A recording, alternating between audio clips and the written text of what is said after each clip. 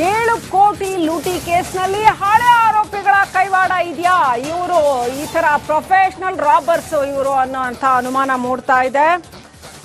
ಹಳೆ ದರೋಡೆ ಕೇಸ್ನ 6 ಆರೋಪಿಗಳ ಫೋಟೋ ರಿಲೀಸ್ ಮಾಡಿದ್ದಾರೆ. ಇವ್ರನ್ನ ಶಂಕಿತರು ಅಂತ ಫೋಟೋ ರಿಲೀಸ್ ಮಾಡಲಾಗಿದೆ. ಪೊಲೀಸ್ ಇಲಾಖೆ ಪ್ರಾಥಮಿಕ ಮಾಹಿತಿಯನ್ನು ಆಧರಿಸಿ ಶಂಕಿತರ ಫೋಟೋ ರಿಲೀಸ್ ಮಾಡಿದೆ. 7 ಕೋಟಿ ಲೂಟಿ ಕೇಸ್ನಲ್ಲಿ ಹಳೆ ಆರೋಪಿಗಳು ಅಂದ್ರೆ ಪ್ರೊಫೆಷನಲ್ ರಾಬರ್ಸ್, ಯಾವಾಗಲೂ ಇದನ್ನೇ ಕೆಲಸ ಮಾಡ್ಕೊಂಡಿರೋರು, ಸಾಕಷ್ಟು ರಾಬರಿಗಳನ್ನ ಮಾಡಿರೋ ಅಂತ ಕಳ್ಳರು, ದರೋಡೆಕೋರರು ಯಾರಿದ್ದಾರೆ ಅವ್ರುಗಳು ಯಾರಿರಬಹುದು ಅನ್ನುವಂಥ ಒಂದು ಅಂದಾಜು ಪೊಲೀಸ್ ಇಲಾಖೆಗಿದೆ. ಅಂದ್ರೆ ಈ ಮೋಡಸ್ ಆಪರಂಡಿ ನೋಡ್ಬಿಟ್ಟು ಅವರ ಕಾರ್ಯಾಚರಣೆಯ ರೀತಿ ನೀತಿ ಮತ್ತು ಈಗ ಸಿಕ್ಕಿರ್ತಕ್ಕಂಥ ಮಾಹಿತಿಯನ್ನ, ಪ್ರಾಥಮಿಕ ಮಾಹಿತಿಯನ್ನ ಆಧರಿಸಿ ಶಂಕಿತರ ಫೋಟೋವನ್ನ ಪೊಲೀಸ್ ಇಲಾಖೆ ಬಿಡುಗಡೆ ಮಾಡಿದೆ. ಇವರು ಪರಪನಾಗ್ರಹಾರದಲ್ಲಿ ಅವ್ರಿಗೆ ರಾಜಾತಿಥ್ಯ ಕೊಟ್ಟು ಎಲ್ಲರನ್ನೂ ಸಾಕಿದ್ರೆ ಮತ್ತೆ ಹಳೆ ಆರೋಪಿಗಳು ಮತ್ತೆ ಬಂದು ಹೆಬಿಚುವಲ್ ಅಫೆಂಡರ್ಸ್ ಮತ್ತೆ ಬಂದು ಅದೇ ಕೆಲಸ ಮಾಡದೆ ಮತ್ತಿನ್ನೇನು ಮಾಡ್ತಾರೆ? ಜನ ಈ ಪ್ರಶ್ನೆಯನ್ನ ಕೇಳ್ತಾ ಇದ್ದಾರೆ. ಸರ್ಕಾರ ಲಾ ಅಂಡ್ ಆರ್ಡರ್ನ ಇಷ್ಟು ದುರ್ಬಲ ಯಾಕೆಗೊಳಿಸಿದೆ? ಯಾಕೆ ಪರಪನಾಗ್ರಹಾರದಲ್ಲಿ ಅಲ್ಲಿ ಖೈದಿಗಳನ್ನ ಆ ರೀತಿ ಏನು ಅವರಿಗೆ ಸಕಲ ಸೌಲಭ್ಯ ಕೊಟ್ಟು ಸಾಕಿಟ್ಕೊಳ್ಳಲಾಗ್ತಾ ಇದೆ? ನೋಡಿ ಎಷ್ಟರ ಮಟ್ಟಿಗೆ ಕ್ರೈಮ್ ಜಾಸ್ತಿ ಆಗ್ತಾ ಇರ್ತಕ್ಕಂಥದ್ದು.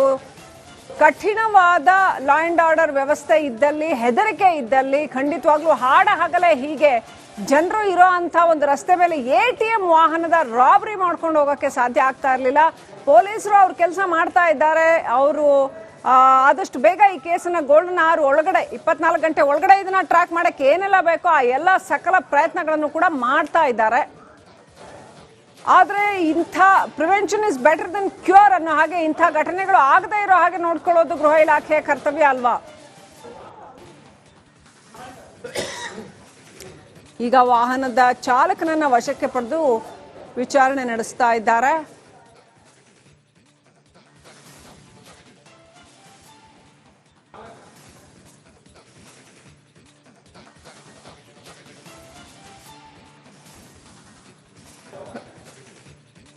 ರೈಟ್, ಘಟನೆ ಬಗ್ಗೆ ಇನ್ನಷ್ಟು ಮಾಹಿತಿಯನ್ನು ಪಡ್ಕೊಳ್ಳೋಣ. ನಮ್ಮ ಪ್ರತಿನಿಧಿ ಸತ್ತಾರ್ ಇನ್ನಷ್ಟು ಮಾಹಿತಿ ಕೊಡ್ತಾರೆ. ಸತ್ತಾರ್, ನೀವು ಈಗ ಅಟ್ ಪ್ರೆಸೆಂಟ್ ಯಾವ ಸ್ಪಾಟ್ ಅಲ್ಲಿ ಇದ್ದೀರಾ?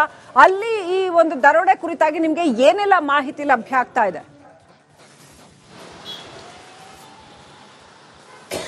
ವಿಜಯಲಕ್ಷ್ಮಿ, ನಾನಿರುವಂತದ್ದು ಅಶೋಕ ಪಿಲ್ಲರ್, ಅಂದ್ರೆ ದರೋಡೆಕೋರರು JP ನಗರದಿಂದ ವಾಹನವನ್ನು ಫಾಲೋ ಮಾಡ್ಕೊಂಡು ಬಂದು ಇದೇ ಅಶೋಕ ಪಿಲ್ಲರ್ ಹತ್ರ ಬರುವಂತ ಸಂದರ್ಭದಲ್ಲಿ ತಾವು ಅಧಿಕಾರಿಗಳು ಅನ್ಕೊಂಡು ಆ ಒಂದು ವಾಹನ, ಅಂದ್ರೆ ಹಣ ಇದ್ದಂತ ವಾಹನಕ್ಕೆ ಅಡ್ಡ ಹಾಕಿ ಅಲ್ಲಿದ್ದಂತಹ ಅಮೌಂಟ್ ಅನ್ನು ಶಿಫ್ಟ್ ಮಾಡುವಂತ ಒಂದು ಕೆಲಸವನ್ನು ಮಾಡ್ತಾರೆ. ದರೋಡೆಕೋರರು ತಮ್ಮ ಮೊದಲ ಕೃತ್ಯವೇನು ಅಂದ್ರೆ ಕೃತ್ಯದ ಮೊದಲ ಹಂತವನ್ನು ಸಕ್ಸಸ್ ಮಾಡೋದು ಇದೇ ಜಾಗದಲ್ಲಿ. ಯಾಕಂದ್ರೆ ಇಲ್ಲಿ ನೋಡ್ತಾ ಇರ್ಬೋದು, ಇಲ್ಲೂ ಕೂಡ ಡೈಲಿ ಕೂಡ ದೊಡ್ಡ ಮಟ್ಟದಲ್ಲಿ ವಾಹನಗಳ ಓಡಾಟ ಇರುವಂತಹ ಜಾಗ ಇತ್ತು. ಬಟ್ ಮಧ್ಯಾಹ್ನ ಆಗ್ತಾ ಇದ್ದಂಗೆ ಇಲ್ಲಿ ವಾಹನಗಳ ಓಡಾಟ ಕಡಿಮೆ ಇರುತ್ತೆ. ಇಲ್ಲಿ ಸುತ್ತಮುತ್ತಲು 2-3 ಅಂಗಡಿಗಳು ಇರ್ತಾರೆ. ಅಂಗಡಿಯವರು ಮಧ್ಯಾಹ್ನದ ಸಮಯ ಏನಿದೆ ಆ ಒಂದು ಸಮಯಕ್ಕೆ ಊಟಕ್ಕೆ ಹೋಗ್ತಾ ಇರ್ತಾರೆ. ಸಾಮಾನ್ಯವಾಗಿ ಈ ಒಂದು ಟೈಮ್ ನಲ್ಲಿ ಯಾರು ಕೂಡ ಇರಲ್ಲ ಅನ್ನೋದನ್ನ ಖಚಿತಪಡಿಸಿಕೊಂಡೇ ದರೋಡೆಕೋರ ಈ ಕೃತ್ಯ ಎಸಗಿದಂತ ಸಾಧ್ಯತೆ ಇದೆ. ವಿಜಯಲಕ್ಷ್ಮಿಲಿ ಒಂದಂತೂ ಸ್ಪಷ್ಟ, ಯಾವಾಗ ದರೋಡೆ ಪ್ರಕರಣ ಬೆಳಕಿಗೆ ಬಂತು ರಿಪಬ್ಲಿಕ್ ಕನ್ನಡ ಆ ಕ್ಷಣದಿಂದಲೂ ಕೂಡ ಚಾಲಕನ ಬಗ್ಗೆ ಅನುಮಾನವನ್ನು ವ್ಯಕ್ತಪಡಿಸ್ತಾ ಇತ್ತು. ಯಾಕಂದ್ರೆ ಆ ಆಂಗಲ್ನಲ್ಲಿ ತನಿಖೆ ಮಾಡಿದ್ರೆ ಉತ್ತಮ ಅನ್ನೋ ನಿಟ್ಟಿನಲ್ಲಿ ಕೂಡ ವರದಿಯನ್ನು ಪ್ರಸಾರ ಮಾಡ್ತಾ ಇತ್ತು. ಯಾಕಂದ್ರೆ ಈ ಹಿಂದೆ 2 ದರೋಡೆ ಪ್ರಕರಣ ನೋಡ್ತಾ ಹೋದ ಸಂದರ್ಭದಲ್ಲಿ, ಈ ಹಿಂದೆ ಮಂಗಳೂರಿನ ಪ್ರಕರಣ ಆಗಿರ್ಬೋದು, ವಿಜಯಪುರ ಪ್ರಕರಣ ಆಗಿರ್ಬೋದು, ಈ ಒಂದು ನೋಡ್ತಂತ ಸಂದರ್ಭದಲ್ಲಿ ಒಂದೊಂದು ಕ್ಲಿಯರ್ ಕಟ್ ಆಗುತ್ತೆ. ಮಂಗಳೂರು ನಡೆದಂತ ಪ್ರಕರಣ ಏನಿದೆ ಅದಕ್ಕೂ ಇದಕ್ಕೂ ಎಲ್ಲೊಂದು ಕಡೆ ಸಿಮಿಲಾರಿಟಿ ಕಾಣ್ತಾ ಇದೆ. ಯಾಕಂದ್ರೆ ಅದು ಕೂಡ ಮಧ್ಯಾಹ್ನ ನಡೆಯುತ್ತೆ. ಮಧ್ಯಾಹ್ನದ ಹೊತ್ತಲ್ಲಿ ಕೂಡ ಯಾರು ಇಲ್ಲದ ಜಾಗದಲ್ಲಿ, ಅಂದ್ರೆ CCTV ಫುಟೇಜ್ ಕವರ್ ಆಗದಂತ ಜಾಗದಲ್ಲಿ ದರೋಡೆ ಮಾಡ್ತಾರೆ. ಅಲ್ಲೂ ಕೂಡ ಇನ್ನೊಂದು ವಾಹನದಲ್ಲಿ ಬೆನ್ನಟ್ಟಿ ಬಂದು ಚೇಸ್ ಮಾಡಿ ದರೋಡೆಯನ್ನು ಮಾಡ್ತಾರೆ. ಈ ಒಂದು ಪ್ರಕರಣದಲ್ಲೂ ಕೂಡ ಅಂದ್ರೆ ಮಂಗಳೂರು ಪ್ರಕರಣದ ಕೂಡ ಮೊದಲಿಗೆ ಅವರು ಆಫೀಸರ್ ಅನ್ನೋ ನಿಟ್ಟಿನಲ್ಲಿ ಬಿಂಬಿತ ಮಾಡಿ ನಂಬಿಕೆಯನ್ನು ಗಳಿಸಿ ತದನಂತರದಲ್ಲಿ ರಾಬರಿಯನ್ನು ಮಾಡ್ತಾರೆ. ಈ ಒಂದು ಪ್ರಕರಣ ನೋಡ್ತಾ ಹೋದಂತ ಸಂದರ್ಭದಲ್ಲಿ ಕೂಡ ಎಲ್ಲೋ ಒಂದು ಕಡೆ ಸಿಮಿಲಾರಿಟಿ ಕಾಣ್ತಾ ಇದೆ. ಅಂದ್ರೆ ಮೊದಲಿಗೆ ಅವರು ಅಶೋಕ ಪಿಲ್ಲರ್ ಹತ್ರ ಬರುವಂತ ಸಂದರ್ಭದಲ್ಲಿ ನಾವು ಆಫೀಸರ್ಸ್ ಅಂತ ದರೋಡೆ ಅಂದ್ರೆ ಹಣ ಇದ್ದಂತಹ ವಾಹನ ಗಡ್ಡಕ್ಕೆ ತಾವು ಆಫೀಸರ್ಸ್ ಅನ್ನೋ ನಿಟ್ಟಿನ ಮಾತುಕತೆ ಆಡ್ತಾರೆ. ಅಲ್ಲಿ ಒಂದು ಹಂತದಲ್ಲಿ ನಂಬಿಕೆಯನ್ನು ಗಳಿಸ್ತಾರೆ. ತದನಂತರದಲ್ಲಿ ಎಲ್ಲಾ ಹಣ ಯಾವಾಗ ತಮ್ಮ ಕೈ ಸೇರಿದೆ ಅನ್ನೋ ಗೊತ್ತಾಯ್ತು, ತದನಂತರದಲ್ಲಿ ಅವರು ಎಸ್ಕೇಪ್ ಆಗಿರುವಂತದ್ದು. ಇದೇ ಒಂದು ಆಯಾಮದಲ್ಲಿ ತನಿಖೆ ಮಾಡುವ ನಿಟ್ಟಿನಲ್ಲಿ ಪೊಲೀಸರು ಕೂಡ ಇದೀಗ ಚಾಲಕರನ್ನು ವಶಕ್ಕೆ ಪಡೆದು ವಿಚಾರಣೆ ಮಾಡುವಂತ ಸಾಧ್ಯತೆ ಇದೆ. ಇಲ್ಲಿ ಒಂದಿಷ್ಟು ಆಗ್ತಾ ಇದೆ. ಲೊಕೇಶನ್ ಆಗಿರ್ಬೋದು, ಆತ ಪ್ರಾಥಮಿಕವಾಗಿ ಕೊಟ್ಟಿರುವಂತಹ ಮಾಹಿತಿ ಆಗಿರ್ಬೋದು, ಎಲ್ಲವೂ ಕೂಡ ಒಂದಕ್ಕೊಂದು ಅನುಮಾನ ಹುಟ್ಟು ಹಾಕುವಂತಹ ಸಾಧ್ಯತೆ ಇರೋದ್ರಿಂದ ಪ್ರಶ್ನೆಗಳ ಮೇಲೆ ಪ್ರಶ್ನೆಗಳು ಹುಟ್ಟಾಗ್ತಾ ಇದೆ. ಯಾಕಂದ್ರೆ ಚಾಲಕನ ಸಹಜವಾಗಿ ಇಲ್ಲಿ ಪ್ರಶ್ನೆಗಳನ್ನು ಹುಟ್ಟಾಗ್ತಾ ಇದೆ. ಯಾಕಂದ್ರೆ ಇಡೀ ಒಂದು ಯಾವುದೇ ಒಂದು ಚಿಕ್ಕ ಒಂದು ATMಗೆ 1 ಲಕ್ಷ ಹಣ ಹಾಕುವಂತ ಸಂದರ್ಭದಲ್ಲಿ ಕೂಡ ಅಷ್ಟೊಂದು ಮುತುವರ್ಜಿ ವಹಿಸ್ತಾರೆ. ಮೊದಲಿಗೆ ATM ಒಳಗಡೆ ಯಾರು ಇರದಂತೆ ನೋಡ್ಕೋತಾರೆ. ತದನಂತರದಲ್ಲಿ ವಾಹನಕ್ಕೆ ಹಣ ಶಿಫ್ಟ್ ಆದಂತ ನಂತರದಲ್ಲಿ ಯಾರು ಕೂಡ ತಮ್ಮ ವಾಹನವನ್ನು ಫಾಲೋ ಮಾಡ್ತಿದೆ ಅನ್ನೋದನ್ನು ಖಚಿತಪಡ್ತಾರೆ. ಇದು ಕೇವಲ 1 ರಿಂದ 10 ಲಕ್ಷ ಹಣ ಇದ್ದಂಥ ಸಂದರ್ಭದಲ್ಲಿ ಇಷ್ಟೊಂದು ಮುತುವರ್ಜಿ ವಹಿಸೋರು 7 ಕೋಟಿಯಷ್ಟು ಹಣ ಇದ್ದಂಥ ಸಂದರ್ಭದಲ್ಲಿ ಯಾಕೆ ನಿರ್ಲಕ್ಷ್ಯ ಮಾಡಿದ್ರು ಅನ್ನೋ ಪ್ರಶ್ನೆ ಮೂಡುವುದು ಸಹಜ.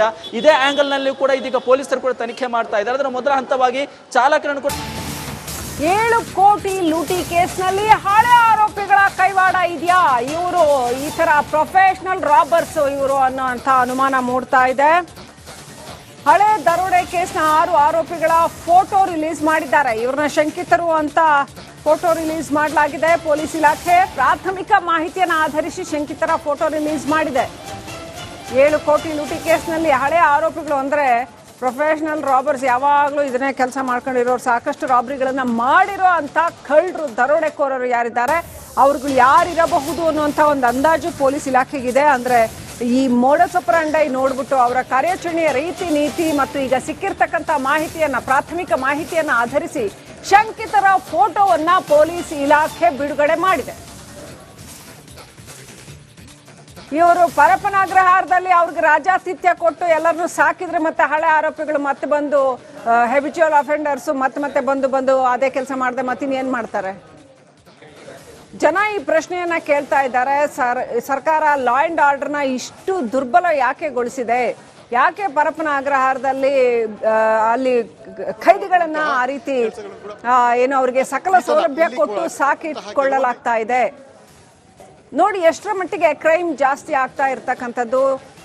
ಕಠಿಣವಾದ ಲಾ ಅಂಡ್ ಆರ್ಡರ್ ವ್ಯವಸ್ಥೆ ಇದ್ದಲ್ಲಿ, ಹೆದರಿಕೆ ಇದ್ದಲ್ಲಿ ಖಂಡಿತವಾಗ್ಲೂ ಹಾಡ ಹಗಲೇ ಹೀಗೆ ಜನರು ಇರೋ ಅಂತ ಒಂದು ರಸ್ತೆ ಮೇಲೆ ATM ವಾಹನದ ರಾಬರಿ ಮಾಡ್ಕೊಂಡು ಹೋಗೋಕ್ಕೆ ಸಾಧ್ಯ ಆಗ್ತಾ ಇರಲಿಲ್ಲ. ಪೊಲೀಸರು ಅವ್ರ ಕೆಲಸ ಮಾಡ್ತಾ ಇದ್ದಾರೆ. ಅವರು ಆದಷ್ಟು ಬೇಗ ಈ ಕೇಸನ್ನ ಗೋಲ್ಡನ್ ಅವರ್ ಒಳಗಡೆ 24 ಗಂಟೆ ಒಳಗಡೆ ಇದನ್ನ ಟ್ರ್ಯಾಕ್ ಮಾಡಕ್ಕೆ ಏನೆಲ್ಲ ಬೇಕೋ ಆ ಎಲ್ಲ ಸಕಲ ಪ್ರಯತ್ನಗಳನ್ನು ಕೂಡ ಮಾಡ್ತಾ ಇದ್ದಾರೆ. ಆದರೆ ಇಂಥ prevention is better then cure ಅನ್ನೋ ಹಾಗೆ ಇಂಥ ಘಟನೆಗಳು ಆಗದೇ ಇರೋ ಹಾಗೆ ನೋಡ್ಕೊಳ್ಳೋದು ಗೃಹ ಇಲಾಖೆಯ ಕರ್ತವ್ಯ ಅಲ್ವಾ? ಈಗ ವಾಹನದ ಚಾಲಕನನ್ನ ವಶಕ್ಕೆ ಪಡೆದು ವಿಚಾರಣೆ ನಡೆಸ್ತಾ ಇದ್ದಾರೆ.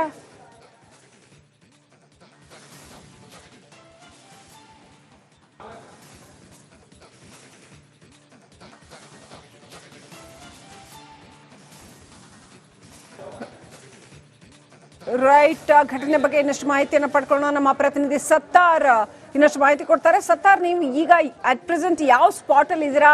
ಅಲ್ಲಿ ಈ ಒಂದು ದರೋಡೆ ಕುರಿತಾಗಿ ನಿಮ್ಗೆ ಏನೆಲ್ಲ ಮಾಹಿತಿ ಲಭ್ಯ ಆಗ್ತಾ ಇದೆ?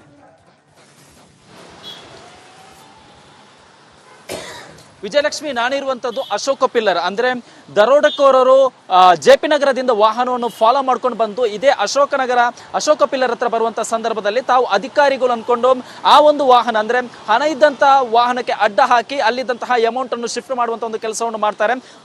ದರೋಡೆಕೋರರು ತಮ್ಮ ಮೊದಲ ಕೃತ್ಯವೇನು ಅಂದ್ರೆ ಕೃತ್ಯದ ಮೊದಲ ಹಂತವನ್ನು ಸಕ್ಸಸ್ ಮಾಡೋದು ಇದೇ ಜಾಗದಲ್ಲಿ. ಯಾಕಂದ್ರೆ ಇಲ್ಲಿ ನೋಡ್ತಾ ಇರ್ಬೋದು, ಇಲ್ಲೂ ಕೂಡ ಡೈಲಿ ಕೂಡ ದೊಡ್ಡ ಮಟ್ಟದಲ್ಲಿ ವಾಹನಗಳ ಓಡಾಟ ಇರುವಂತಹ ಜಾಗ ಇತ್ತು. ಬಟ್ ಮಧ್ಯಾಹ್ನ ಆಗ್ತಾ ಇದ್ದಂಗೆ ಇಲ್ಲಿ ವಾಹನಗಳ ಓಡಾಟ ಕಡಿಮೆ ಇರುತ್ತೆ. ಇಲ್ಲಿ ಸುತ್ತಮುತ್ತಲು 2-3 ಅಂಗಡಿಗಳು ಇರ್ತಾರೆ. ಅಂಗಡಿಯವರು ಮಧ್ಯಾಹ್ನದ ಸಮಯ ಏನಿದೆ ಆ ಒಂದು ಸಮಯಕ್ಕೆ ಊಟಕ್ಕೆ ಹೋಗ್ತಾ ಇರ್ತಾರೆ. ಸಾಮಾನ್ಯವಾಗಿ ಈ ಒಂದು ಟೈಮ್ ನಲ್ಲಿ ಯಾರು ಕೂಡ ಇರಲ್ಲ ಅನ್ನೋದನ್ನ ಖಚಿತಪಡಿಸಿಕೊಂಡೇ ದರೋಡೆಕೋರ ಈ ಕೃತ್ಯ ಎಸಗಿದಂತ ಸಾಧ್ಯತೆ ಇದೆ. ವಿಜಯಲಕ್ಷ್ಮಿಲಿ ಒಂದಂತೂ ಸ್ಪಷ್ಟ, ಯಾವಾಗ ದರೋಡೆ ಪ್ರಕರಣ ಬೆಳಕಿಗೆ ಬಂತು ರಿಪಬ್ಲಿಕ್ ಕನ್ನಡ ಆ ಕ್ಷಣದಿಂದಲೂ ಕೂಡ ಚಾಲಕನ ಬಗ್ಗೆ ಅನುಮಾನವನ್ನು ವ್ಯಕ್ತಪಡಿಸ್ತಾ ಇತ್ತು. ಯಾಕಂದ್ರೆ ಅಂದ್ರೆ ಆ ಆಂಗಲ್ನಲ್ಲಿ ತನಿಖೆ ಮಾಡಿದ್ರೆ ಉತ್ತಮ ಅನ್ನೋ ನಿಟ್ಟಿನಲ್ಲಿ ಕೂಡ ವರದಿಯನ್ನು ಪ್ರಸಾರ ಮಾಡ್ತಾ ಇತ್ತು. ಯಾಕಂದ್ರೆ ಈ ಹಿಂದೆ 2 ದರೋಡೆ ಪ್ರಕರಣ ನೋಡ್ತಾ ಹೋದ ಸಂದರ್ಭದಲ್ಲಿ, ಈ ಹಿಂದೆ ಮಂಗಳೂರಿನ ಪ್ರಕರಣ ಆಗಿರ್ಬೋದು, ವಿಜಯಪುರ ಪ್ರಕರಣ ಆಗಿರ್ಬೋದು, ಈ ಒಂದು ನೋಡ್ತಂತ ಸಂದರ್ಭದಲ್ಲಿ ಒಂದೊಂದು ಕ್ಲಿಯರ್ ಕಟ್ ಆಗುತ್ತೆ. ಮಂಗಳೂರು ನಡೆದಂತ ಪ್ರಕರಣ ಏನಿದೆ ಅದಕ್ಕೂ ಇದಕ್ಕೂ ಎಲ್ಲೊಂದು ಕಡೆ ಸಿಮಿಲಾರಿಟಿ ಕಾಣ್ತಾ ಇದೆ. ಯಾಕಂದ್ರೆ ಅದು ಕೂಡ ಮಧ್ಯಾಹ್ನ ನಡೆಯುತ್ತೆ.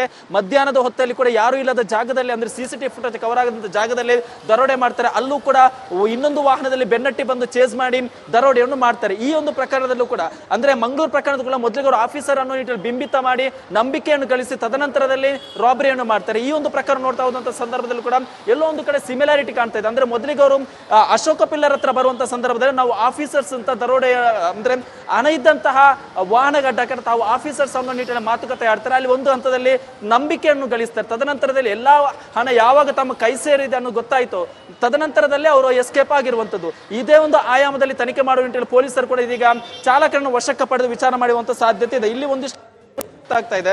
ಲೊಕೇಶನ್ ಆಗಿರ್ಬೋದು, ಆತ ಪ್ರಾಥಮಿಕವಾಗಿ ಕೊಟ್ಟಿರುವಂತಹ ಮಾಹಿತಿ ಆಗಿರ್ಬೋದು, ಎಲ್ಲವೂ ಕೂಡ ಒಂದಕ್ಕೊಂದು ಅನುಮಾನ ಹುಟ್ಟು ಹಾಕುವಂತಹ ಸಾಧ್ಯತೆ ಇರೋದ್ರಿಂದ ಅನುಮಾನ ಪ್ರಶ್ನೆಗಳ ಮೇಲೆ ಪ್ರಶ್ನೆಗಳು ಹುಟ್ಟಾಗ್ತಾ ಇದೆ. ಯಾಕಂದ್ರೆ ಚಾಲಕ ನಡೆ ಸಹಜವಾಗಿ ಇಲ್ಲಿ ಪ್ರಶ್ನೆಗಳನ್ನು ಹುಟ್ಟಾಗ್ತಾ ಇದೆ. ಯಾಕಂದ್ರೆ ಇಡೀ ಒಂದು ಯಾವುದೇ ಒಂದು ಚಿಕ್ಕ ಒಂದು ATMಗೆ 1 ಲಕ್ಷ ಹಣ ಹಾಕುವಂತ ಸಂದರ್ಭದಲ್ಲಿ ಕೂಡ ಅಷ್ಟೊಂದು ಮುತುವರ್ಜಿ ವಹಿಸ್ತಾರೆ. ಮೊದಲಿಗೆ ATM ಒಳಗಡೆ ಯಾರು ಇರದಂತೆ ನೋಡ್ಕೋತಾರೆ. ತದನಂತರದಲ್ಲಿ ವಾಹನಕ್ಕೆ ಹಣ ಶಿಫ್ಟ್ ಆದಂತ ನಂತರದಲ್ಲಿ ಯಾರು ಕೂಡ ತಮ್ಮ ವಾಹನವನ್ನು ಫಾಲೋ ಮಾಡ್ತಿದೆ ಅನ್ನೋದನ್ನು ಖಚಿತಪಡ್ತಾರೆ. ಇದು ಕೇವಲ 1 ರಿಂದ 10 ಲಕ್ಷ ಹಣ ಇದ್ದಂತ ಸಂದರ್ಭದಲ್ಲಿ ಇಷ್ಟೊಂದು ಮುತುವರ್ಜಿ ವಹಿಸೋರು 7 ಕೋಟಿಯಷ್ಟು ಹಣ ಇದ್ದಂತ ಸಂದರ್ಭದಲ್ಲಿ ಯಾಕೆ ನಿರ್ಲಕ್ಷ್ಯ ಮಾಡಿದ್ರು ಅನ್ನೋ ಪ್ರಶ್ನೆ ಮೂಡುವುದು ಸಹಜ. ಇದೇ